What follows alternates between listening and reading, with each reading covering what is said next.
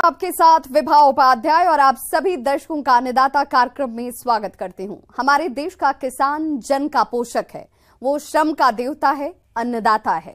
उसमें ही भारत की आत्मा निवास करती है और ऐसे ही किसानों की प्रगति के लिए हम खेती बाड़ी से जुड़ी हुई बहुत सी नई लाभकारी जानकारियां हर रोज सुबह लेकर आते हैं। तो चलिए कार्यक्रम शुरू करने से पहले देखते हैं क्या है आज के अन्नदाता में। लीची के बागों में कीटों की रोकथाम के उपाय।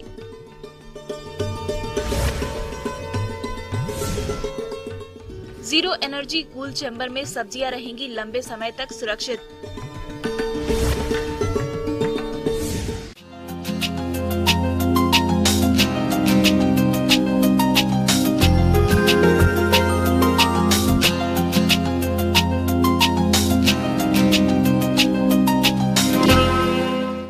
लीची बिहार के प्रमुख फलों में से एक है। लीची को प्राइड ऑफ बिहार भी कहा जाता है। मौजूदा समय लीची के फलन का है और इस समय लीची के फलों में कई तरह के कीटों के लगने की संभावना बनी रहती है, जो फल उत्पादन को बुरी तरह प्रभावित कर सकते हैं। इसलिए कीटों को पहचान कर इनकी रोकथाम आप कैसे करें, जानते हैं राष्ट्रीय लीची अनुसंधान केंद्र मुजफ्फरपुर के निदेशक डॉक्टर विनोद दास से।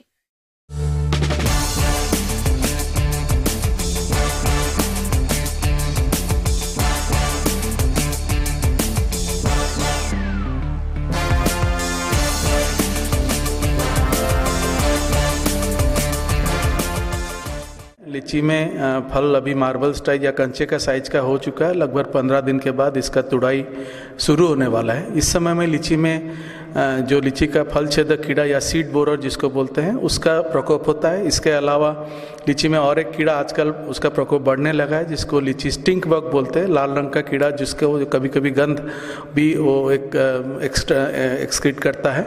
इस कीड़ा का भी प्रकोप होता है, जिससे बहुत फल झड़ जाते हैं। लीची का सबसे हानिकारक कीट है जो व्यापक और बहुभक्षी है। इस कीट का प्रकोप जब फल मटर के दाने की अवस्था पर होते हैं, तब से इसका प्रकोप होने लगता है। कीट पुष्पवृत्त के डंठलों पर अंडे देती है, जिनसे 2-3 दिन में पिल्लू लार्वा से निकलकर विकसित होते हुए फलों में प्रवेश कर बीजों को खाते हैं, जिसके कारण फल बाद में गिर जाते हैं। अगर ऐसे फलों को गौर से देखा जाए तो फलों पर छिद्र दिखाई देते हैं। फल परिपक्व होने के 15 से 20 दिन पहले जब इसके पिल्लू डंठल के पास से फलों में प्रवेश करते हैं और फल के बीज और छिलके को खाकर हानि पहुंचाते हैं। पिल्लू लीची के गूदे के रंग के होते हैं। तो इस समय में किसान भाइयों को पहला तो काम है कि अपने जो खेत बगीचा है उसमें नमी बना के रखने के लिए जो इरिगेशन दे रहे हैं वो जरूर देते रहें, ताकि फल का जो ग्रोथ है वो होता रहेगा और फल में जो फटने का प्रॉब्लम हो कम आएगा। इसके अलावा जो कीड़ा मैं बता रहा हूँ, लीची का फल छेदक कीड़ा या स्टिंक बग का भी अगर प्रेजेंस है, तो इससे बचने के लिए इस समय में हम लोग 2 इंसेक्टिसाइड, लैम्ब्डासाइलोथ्रिन 1.5 ml प्रति लीटर और उसके साथ फिप्रोनिल वो भी 1.5 ml प्रति लीटर, इन दोनों का मिश्रण हम लोग अगर स्प्रे करते हैं तो ये जो कीड़ा से हम लोग लीची का फल को बचा पाते हैं। इसका स्प्रे करने के लिए जनरली हमारा पौधा अगर 15 साल का पेड़ है, हम लोग लगभग 20 लीटर के आसपास प्रति पेड़ के लिए हमको घोल का ज़रूरत पड़ता है। किसान भाई जरूर ये निश्चित करें कि जब स्प्रे करें, स्प्रे में कोई स्टिकर जैसे शैम्पू का सैचेट भी हुआ उसको भी थोड़ा सा अगर डाल देते हैं तो जो स्प्रे करते हैं तो पत्ती में चिपक के रहते हैं और वो अच्छी तरह से काम करता है। इस कीट के नवजात और वयस्क दोनों ही पौधों के ज्यादातर कोमल हिस्सों जैसे कि बढ़ती कलियों, पत्तियों, पुष्पक्रम, विकसित होते हुए फल, फलों के डंठल और कोमल शाखाओं से रस चूसकर फसल को प्रभावित करते हैं। रस चूसने के परिणाम स्वरूप फूल और फल काले होकर गिर जाते हैं। और इसके अगर हम लोग के जो पौधे में थोड़ा सा देख ले, अगर जो स्टिंक बग है, स्टिंक बग इस समय में अब हम लोग अगर बगीचा में देखेंगे वो लोग 1 या 2 पौधे में जमा होकर रहता है। उस समय में एक स्प्रे हम लोग को बहुत ज़रूरी रहता है, जिसमें हम लोग लैम्ब्डासाइलोथ्रिन और अलांटो, लैम्ब्डासाइलोथ्रिन 1.5 ml प्रति लीटर प्लस अलांटो 10.5 ml प्रति लीटर, इन दोनों का घोल मिला के हम लोगों को स्प्रे कर देना चाहिए। इससे स्टिंग बग या उसके बाद जो हमारे सेमी लूपर करके कीड़ा होता है, ये बरसात में आता है। ये दोनों कीड़ा का नियंत्रण अच्छी तरह से हो जाएगा जो हम लोग जून जुलाई के महीने में पहला स्प्रे कर दें। इसके बाद बरसात जब आता है, लीची के पौधे में कुछ कीड़ों का भी प्रकोप रहता है। पर्टिकुलरली जो लीची माइट है, लीची माइट का प्रकोप इस समय में बढ़ता है, जब in the month of June जुलाई के महीने में बढ़ता है। तो जितने डाली होते हैं जिस लीची माइट द्वारा इन्फेस्टेड होता है, उसको आप मैनुअली जितना तोड़ के हटा पाएंगे उतना अच्छा है। इसके बाद हम लोग ओमाइट नामक एक दवाई मिलता है, उसको 2.25 ml प्रति लीटर के हिसाब से पौधे में स्प्रे कर देना चाहिए ओमाइट को। तो किसान भाई जरूर ये सुनिश्चित करें कि स्प्रे कोई भी कीटनाशक वो लोग कम से कम 10 से 15 दिन, कम से कम 15 दिन पहले हम लोग स्प्रे कर ले, और उसके बाद अगर कोई कीटनाशक का स्प्रे अवॉइड करें तोड़ाई का, ताकि जो कंज्यूमर के पास जाए उसमें कोई कीटनाशक का रेसिड्यू ना रह जाए। इस समय में बोरन का भी एक आखिरी स्प्रे बहुत फ़ायदा करता है। मार्केट में घुलनशील बोरन बहुत सारे कंपनियों का मिलता है। घुलनशील बोरन को हम लोग 2 ग्राम प्रति लीटर के हिसाब से हम लोग स्प्रे कर दे कीटनाशक का स्प्रे के बाद, तो जो लीची का जो फल का बढ़न वो अच्छा होता है, फल में फटना वो कम होता है और इसमें मिठास ज़्यादा होता है। किसान भाइयों, अब लेते हैं एक छोटा सा ब्रेक।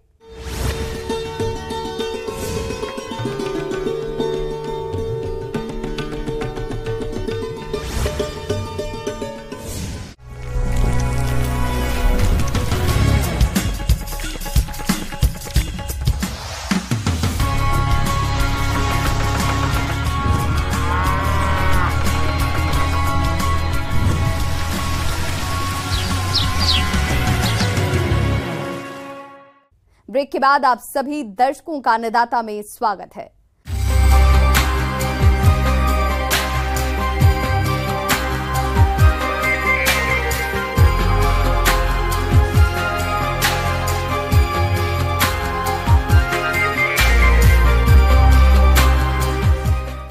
हमारे प्रदेश के बहुत से किसान विभिन्न प्रकार की सब्जियों की खेती करते हैं, लेकिन कभी कभी किसान इन सब्जियों की तुड़ाई तो कर लेते हैं, पर किसी कारणवश उन्हें बाजार में नहीं बेच पाते हैं, जिससे तोड़ी गई सब्जियों की क्वालिटी में गिरावट आने लगती है।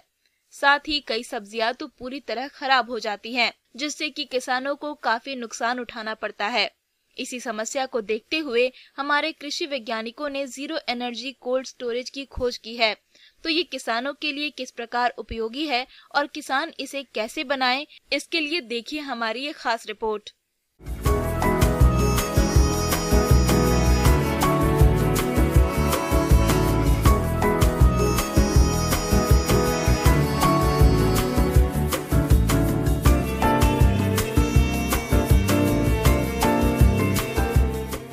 जीरो एनर्जी कूल चैम्बर ये एक लो कॉस्ट स्टोरेज स्ट्रक्चर है। कहने का मतलब कि आजकल जितना गर्मी के मौसम में बहुत ज़्यादा गर्मी हो जा रही है, जिस वजह से आपका सब्जी हो या फल हो जल्दी ख़राब हो जा रहे हैं।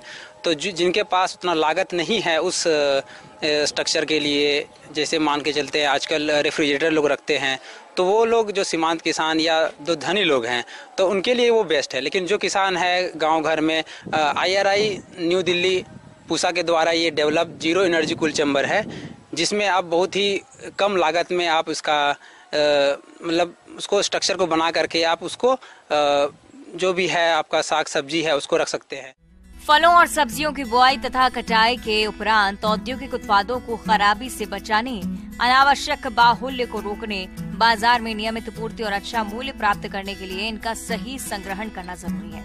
नहीं तो फल और सब्जियों में स्वाभाविक जैविक क्रियाएं जैसे श्वसन, वाष्पोत्सर्जन के साथ साथ नमी होने के कारण ये जल्दी खराब हो जाते हैं और इससे किसानों को काफी हानि होती है। शीत भंडारण गृहों में उत्पादों को संग्रह करने की आधुनिक और लाभदायक विधि है, लेकिन लागत और ऊर्जा खपत की दृष्टि से शीत भंडारण काफी महंगा पड़ता है और इसी को देखते हुए भारतीय कृषि अनुसंधान संस्थान द्वारा विकसित शून्य ऊर्जा प्रशीतन प्रकोष्ठ लागत की दृष्टि से एकदम सस्ता है और ये जल के वाष्पन के शीतलीकरण सिद्धांत पर कार्य करता है।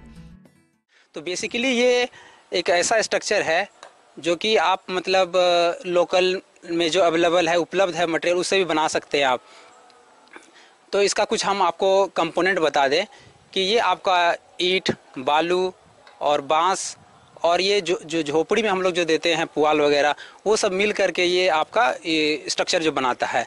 कि ये पहले आप इसका लंबाई रहता है 165 सेंटीमीटर और चौड़ाई 115 सेंटीमीटर। वो दो दीवार के जो बीच होता है वो आप या तो 4 अंगुल रख सकते हैं, नहीं तो आप 7 से 8 सेंटीमीटर आप अप्रॉक्स आप उसको रख सकते हैं। और वो गैप के बीच में आपको वो जो आपका नदी वाला जो बालू है वो आप उसको आराम से रख सकते हैं। निर्माण की विधि। भंडारण कक्ष को पानी के स्रोत के पास किसी ऊंचे स्थान पर बनाएं। इसके लिए 165 सेंटीमीटर गुणा 115 सेंटीमीटर आकार का ईंटों का फर्श बनाएं। फिर 67.5 सेंटीमीटर ऊंची दोहरी दीवार बनाएं, जिसकी 2 परतों के बीच 7.5 सेंटीमीटर खाली स्थान हो और इस खाली स्थान में बालू भरें। बालू को पानी से तर करें। ऊपर के ढक्कन के लिए 165 गुणा 155 सेंटीमीटर बांस का फ्रेम बनाएं और सिरकी, पुआल या सूखी घास आदि से कवर लें। प्रकोष्ठ को सीधी धूप या बरसात से बचाने के लिए उसके ऊपर छप्पर बनाना चाहिए। इससे क्या हुआ कि आप उसमें जो भी है मतलब बालू रखने के बाद आप उसमें थोड़ा सा पानी का हम लोग छिड़काव करते हैं ताकि वो टेम्परेचर जो है आपका अंदर ठंडा रखे। तो इसमें क्या होता है, जो इस तरह का एक स्ट्रक्चर बनाने के बाद हम लोग उसको ऊपर से हम लोग ढक देते हैं, जो ताकि थोड़ा सा उसमें नमी आपका बना रहे।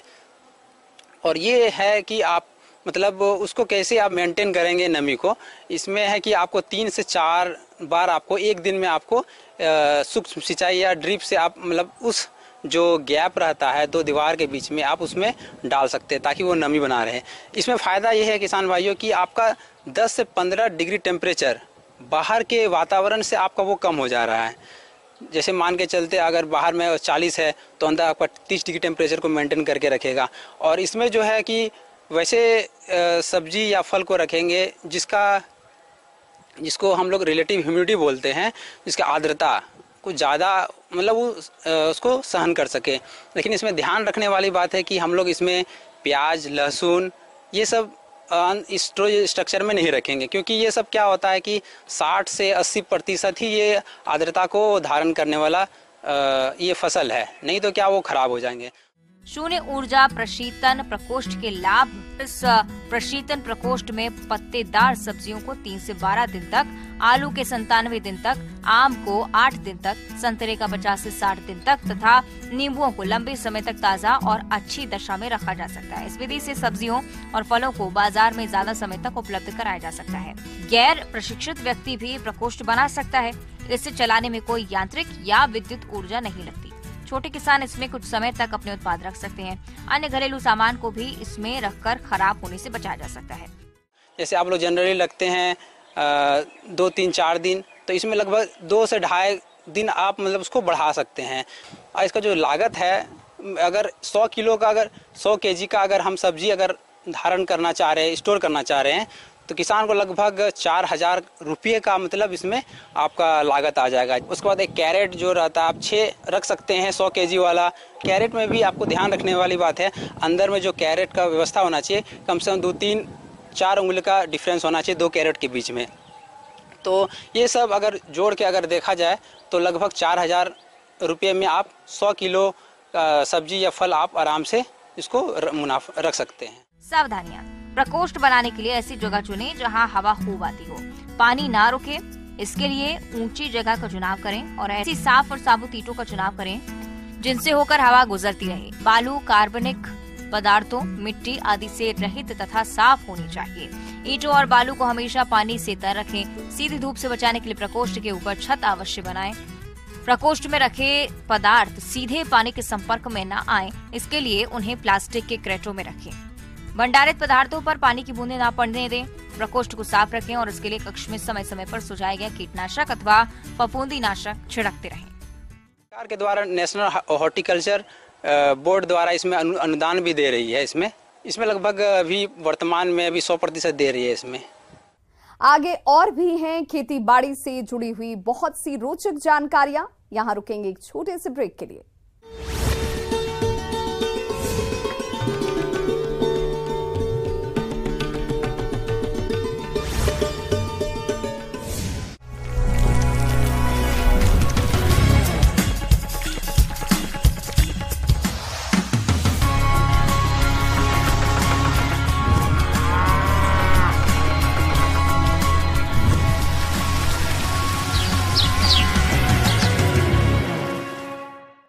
ब्रेक के बाद एक बार फिर से आप सभी दर्शकों का अन्नदाता कार्यक्रम में स्वागत है।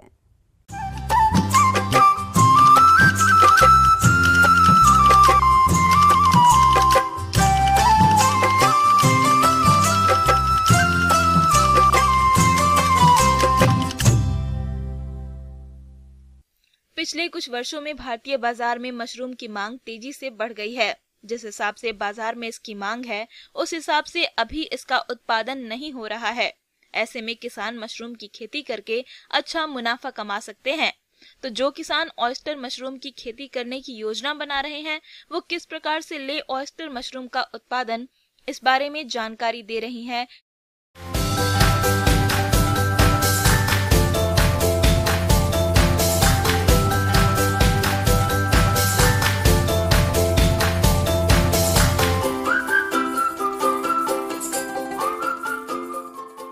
किसान भाइयों। जैसे कि हम मशरूम की बात कर रहे हैं, तो मशरूम बहुत सारी प्रजातियां हैं जो हमारे इंडिया में उगाई जाती है, लेकिन उसमें जो सबसे महत्वपूर्ण प्रजाति है वो है ऑयस्टर मशरूम का, जिसको आसानी से हम लोग उगा सकते हैं और बहुत ज्यादा तौर पर इसको उगाया जाता है किसानों के द्वारा। पिछले कुछ सालों में भारतीय बाजार में मशरूम की मांग तेजी से बढ़ी है। जिस हिसाब से बाजार में इसकी मांग है, उस हिसाब से अभी इसका उत्पादन नहीं हो रहा है। ऐसे में किसान मशरूम की खेती कर अच्छा मुनाफा कमा सकते हैं। आमतौर पर ऑयस्टर मशरूम को भारत में ढिंगरी मशरूम के नाम से जाना जाता है। इसकी बहुत सारी डिफरेंट प्रजातियां हैं जो कि हम लोग उगाते हैं, जिसमें फ्लोरिडा है, साजोर काजू है, ऑस्ट्रियोइड्स है, सेप्रियडस है, फ्लेविडेटस है एंड सिट्रिनीलिया बिलिएटस है। तो सबसे ज्यादा जो प्रजाति उगाई जाती है वो फ्लोरिडेटस फ्लोरिडा की उगाई जाती है। उसी के साथ में कुछ और भी जो उगाई जाती है, जैसे साजोर काजू है, उसको भी लोग उगाते हैं, लेकिन सबका अपना अपना टेम्परेचर होता है कि किस टेम्परेचर पे किस तरह का हम लोग मशरूम को उगा सकते हैं। ऑयस्टर मशरूम में दूसरी मशरूम की तुलना में औषधीय गुण भी अधिक होते हैं। इसकी खेती के लिए भूसा, पॉलीबैग, कार्बेडाजिम, फार्मलिन, स्पॉन आदि की जरूरत होती है। ऑयस्टर मशरूम की खेती सितंबर से लेकर मार्च महीने तक आसानी से की जा सकती है। सबसे पहले कंपोस्ट बनाते हैं। कंपोस्ट बनाने के लिए हम लोग चावल का भूसा है, हम चावल का भूसा ले सकते हैं, साथ ही हम गेहूं का भूसा भी ले सकते हैं। भूसे को हम लोग रात में शाम को भिगो देंगे। भिगोने के लिए हमें क्या प्रोसेस लगता है कि उसमें एक बेविस्टिन पाउडर आता है जो कि एंटी फंगल होता है, उसको हमें 2 ml पर लीटर के हिसाब से पानी में डालना पड़ता है।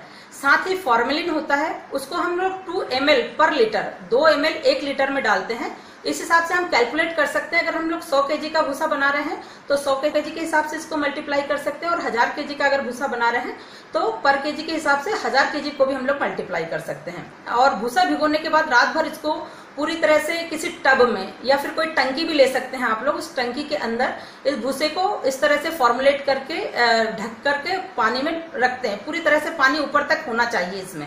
रात भर भिगोने के बाद 12 घंटे के बाद हम लोग सुबह इसको उस टंकी से बाहर निकालते हैं। थोड़ा हवा देंगे हम हमारे भूसे को, ताकि ये 60 से 70% इसमें मॉइस्चर बचे। उसका मॉइस्चर हमें देखना पड़ता है कि हवा में हम लोग मुट्ठी में उसको भर के देखेंगे कि मुट्ठी में भरने के बाद उसका पानी ऐसा तो नहीं कि टपक रहा है मुट्ठी से।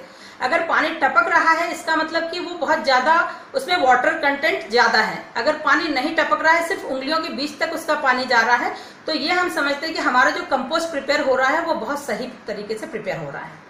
उसके बाद हम लोग इसमें अपना बुआई शुरू कर सकते हैं। बुआई शुरू करने के लिए स्पॉन होता है, जिसका जो बीज होता है उसको हम लोग स्पॉन कहते हैं। बोने के लिए हमें पीपी बैग्स की जरूरत पड़ती है, जिसमें कि हम लोग एटलीस्ट 5 से 10 kg तक भूसा जो हमने कंपोस्ट बनाया है वो भर सके। पीपी बैग मतलब पॉलीथीन बैग होता है। उस पॉलीथीन बैग में हमें पहले कंपोस्ट डालते हैं। कंपोस्ट के बाद हम लोग उसमें बीज को, जिस तरह से हम लोग खेतों में भी बीज डालते हैं उसी तरह से हम लोग बीज को इसमें भी डालते हैं।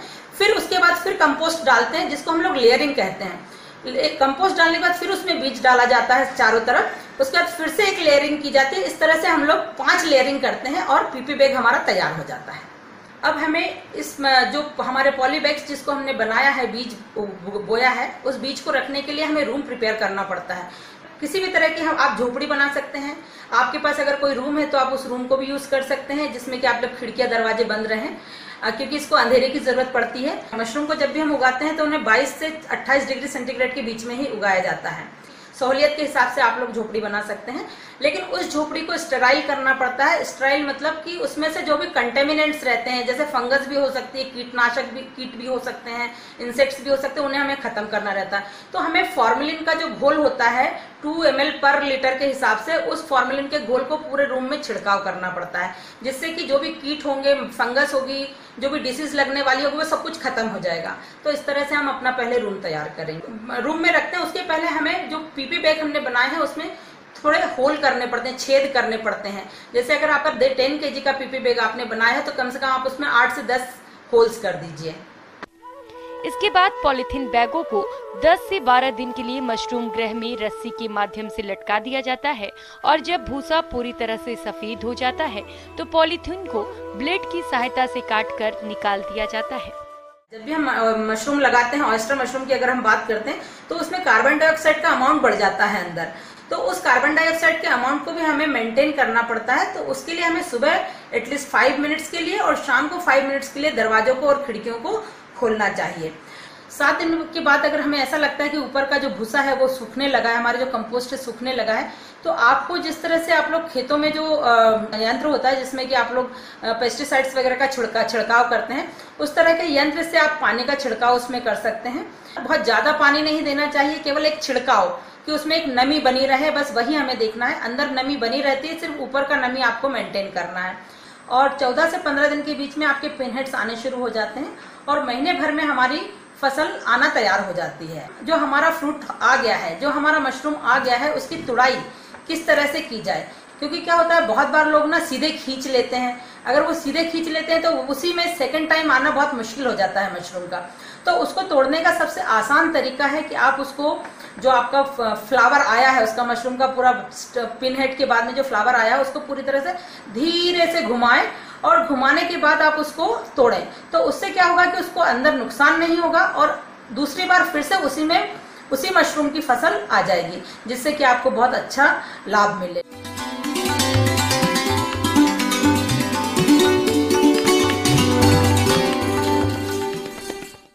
आइए जानते हैं अन्नदाता निःशुल्क फोन के माध्यम से पूछे गए समस्याओं का समाधान। आज की अन्नदाता हेल्पलाइन में हमने जिस प्रश्न को शामिल किया है उसे पूछा है गांव गोराई, जिला समस्तीपुर के सुरेंद्र कुमार ने।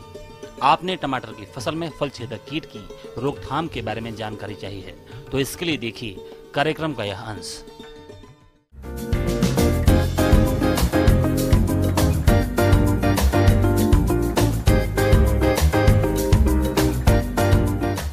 हेलिकोबार्बा जो है फल को छेद करके इसका आधा जो है फल के अंदर रहता है, आधा बॉडी का हिस्सा, आधा बॉडी का हिस्सा फल के बाहर रहता है। ये कीड़ा अगर आप देखेंगे जो टमाटर अर्ली जो लगा देते हैं, जो अक्टूबर के लास्ट या नवंबर में लगा देते हैं, उनका उतना समस्या नहीं आता है हेलिकोबार्बा का फली छेदक का। जो लेट लगाते हैं, जो नवंबर के लास्ट या दिसंबर में लगाता है और जिसका हार्वेस्टिंग मार्च में होता है, उसमें जो है फली छेदक का हेलिकोबार्बा का इन्फेस्टेशन बहुत ज़्यादा होता है। इसलिए उस समय टेम्परेचर जो आहिस्ता आहिस्ता बढ़ता रहता है। तो ये जो है सिर्फ फल में ही इन्फेस्टेशन करता है, नई पौधा में करता है, और ये फल आता है तभी ये कीड़े का आक्रमण शुरू होता है। आमतौर पर यही देखा जाता है कि इस कीट को रासायनिक कीटनाशकों से ही कंट्रोल करने का प्रयास किसानों द्वारा किया जाता है, जबकि सब्जी को रसायनों के प्रयोग से किसानों को बचाना चाहिए। रसायनों का प्रयोग तभी करना चाहिए जब जैविक, यांत्रिक या अन्य उपायों से कीटों का कंट्रोल न हो पाए। इसके लिए हम ऑर्गेनिक दवा में, बायो दवा में हम क्या दे सकते हैं? ऑर्गेनिक दवा में हम जैसे गोमूत्र, गोबर और नीम, ये तीनों का कॉम्बिनेशन आप यूज कर सकते हैं 5 ग्राम प्रति लीटर से 10 ग्राम प्रति लीटर पानी तक।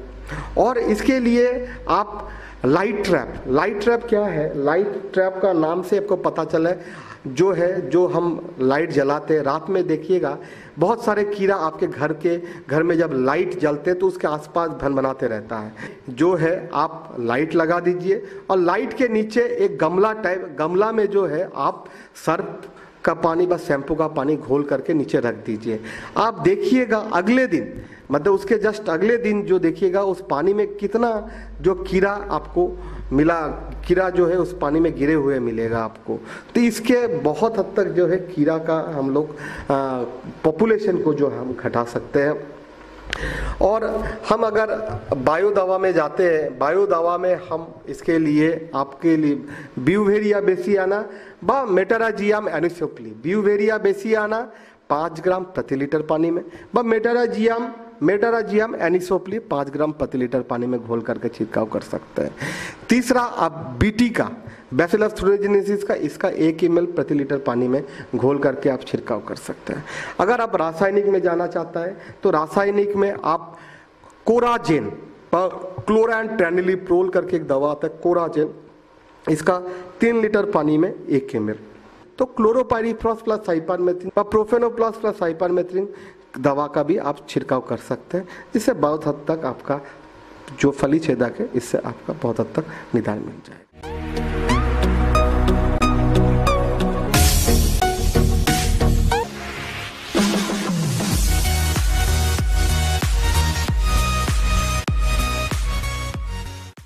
एक नजर डालते हैं राज्य के कुछ मंडियों के प्रमुख फसलों के बाजार भाव पर।